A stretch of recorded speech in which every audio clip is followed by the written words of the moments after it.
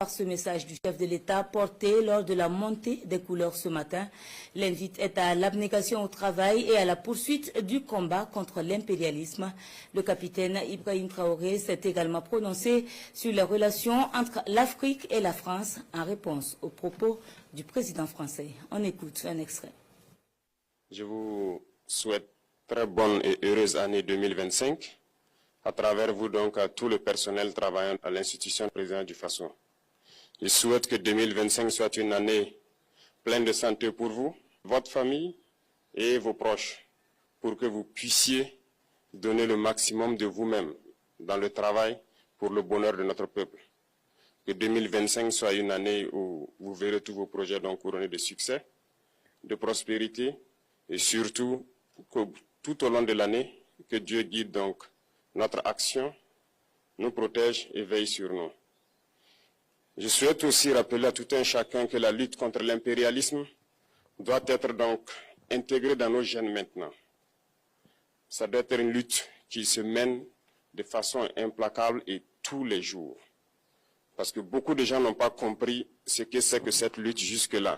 Nos vaillantes forces combattantes sont sur le terrain.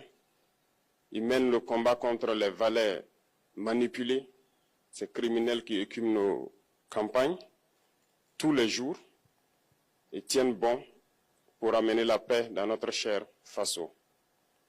Autant ils le font, nos masses populaires laborieuses, que sont les agriculteurs, les éleveurs, se battent aussi également pour qu'on puisse atteindre l'autosuffisance alimentaire à travers donc l'accompagnement de tous les techniciens du ministère de l'Agriculture. C'est très important. Et autant qu'eux aussi se battent dans l'administration, nous devrons nous battre pour changer de mentalité. Cette décolonisation mentale, c'est la partie la plus difficile. Et c'est pour ça que nous tenons à vous rappeler constamment qu'il faut changer de mentalité, revenir à nos sources et nous battre. Et c'est ça aussi le combat contre l'impérialisme. Toutes les occasions nous sont offertes pour pouvoir comprendre l'impérialisme, ses manifestations. Quand je prends dernièrement les propos d'Emmanuel Macron sur l'Afrique, eh bien, tout Africain conscient devrait donc comprendre très vite tout ce qu'il a pu nous dire et qu'est-ce que ça signifie.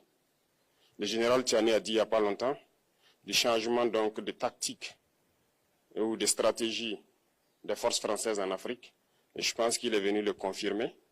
Il s'agit de dissoudre et de garder un dispositif socle. Et Emmanuel Macron l'a si bien dit qu'on ne peut que le remercier pour cette sincérité. Même si certains ont voulu mettre